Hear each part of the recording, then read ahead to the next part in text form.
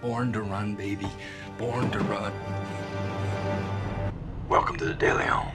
Well, hello, fellow hobbyists and slot car enthusiasts. This is Rob Deleon with the Deleon Hobby Garage. And today we're not in the actual garage itself. We are in my Star Wars / music / 3D printing room. And I've got my 3D printer set right over here. And I was going to show you a little project I've been working on.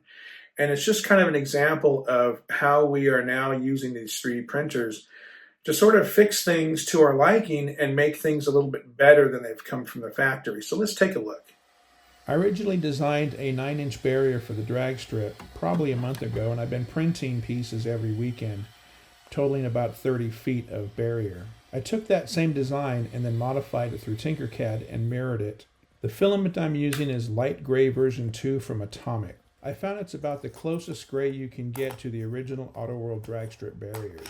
So this is the progress I've gotten so far. You're looking at about 15 feet of track, and I've designed these little pieces 2 at a time.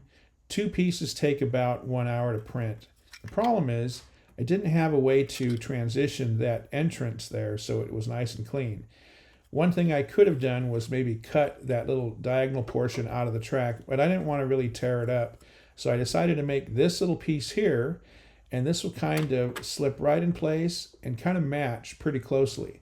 Now eventually I'm going to run some sponsored decals along the insides of this track piece, kind of like something you'd see at the real drag strip, and I think that'll transition pretty nicely. My eventual goal is just to add just a slight more realism to this track, and that's about it, and then we're good to go. Well, thanks for watching, guys, and stay tuned for other things we're doing here at the Deleon Hobby Garage.